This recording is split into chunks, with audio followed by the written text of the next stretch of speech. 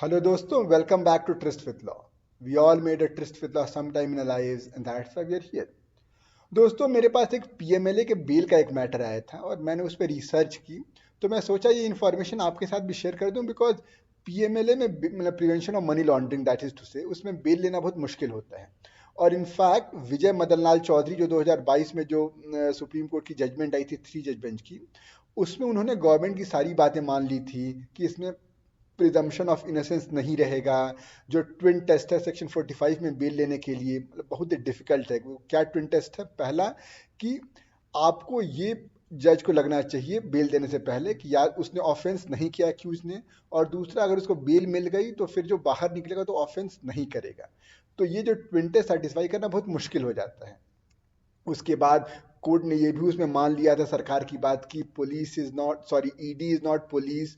तो उसके आप जो कन्फेशन ईडी के सामने करोगे वो एडमिसिबल होगा, अनलाइक जो पुलिस के सामने एडमिशन एडमिसिबल नहीं होता था बाय वर्च्यू ऑफ अस्टफाइल सेक्शन 25-26 एविडेंस एक्ट।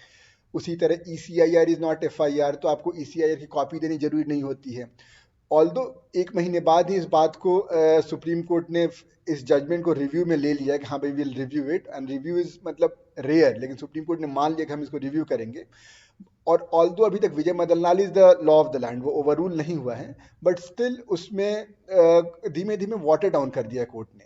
जैसे आप ये देख सकते हैं कि पहले एक Pankaj Prem Prakash versus union of India, वो जो हेमंत सोरेन वाले केस में मतलब प्रेम प्रकाश भी उनके एक एडी थे, मतलब एडी इन द सेंस मतलब सहयोगी थे। तो उसमें कोर्ट ने ये कहा था, ये जो ट्विन ट्विस्ट वाले बात में मानकर, कि आप इसके बेसिस पे और सप्लीमेंट्री चार्जशीट फाइल करते करते आप बहुत ज़्यादा डिटेंशन में नहीं रख सकते हैं। In fact on similar ground Manish Sisodia versus directorate of enforcement अभी पिछले महीने कोर्ट ने प्रोलॉन्ग्ड इनकार्सरेशन को, जो कि इस केस में 18 से 20 महीने भी हो गए थे, इनफैक्ट 2 साल भी होने वाले थे, तो उस that itself becomes a ground for granting of bail irrespective of twin test। तो सेक्शन 45 में इसको उन्होंने मतलब प्रोलॉन्ग्ड इनकार्सरेशन को रीड कर दिया था, क्योंकि दे सेड कि bail is rule jail is exception, liberty के फेवर में कॉन्स्टिट्यूशन वे इन करता है, और because otherwise it tantamounts to punishment without trial. दूसरा इसी तरह एक केस था Pankaj Bansal versus union of India 2023 में, जिसमें कोर्ट ने ये कहा कि सेक्शन जो स्टैट्यूटरी मैंडेट है सेक्शन 19 ऑफ 20 ये जो पीएमएलए एक्ट में, जिसमें आपको इन्फॉर्म करना है as soon as may be.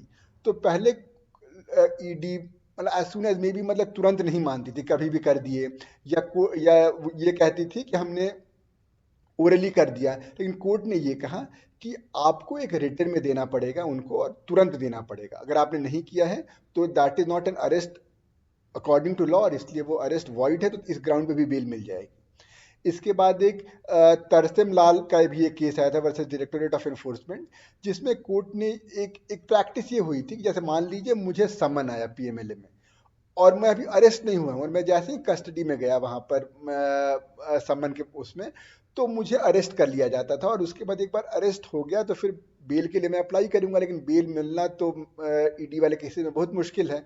तो कोर्ट ने इसमें ये कहा कि ये प्रैक्टिस गलत है कि समन के बाद कोई आ रहा है कोर्ट में, वो कस्टडी में नहीं है उससे पहले, और उसको उसके बेसिस बाद आप कस्टडी में ले लें।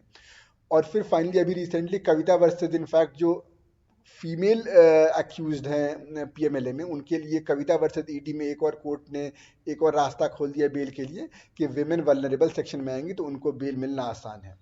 तो दोस्तों ऑल्दो विजय मदन लाल चौधरी अभी तक ओवर रूल नहीं हुआ है, लेकिन वो जो स्ट्रिंजेंट कंडीशन थे जो उसमें कोर्ट ने बनाए थे, उनको धीमे धीमे रिलैक्स कर दिया गया है।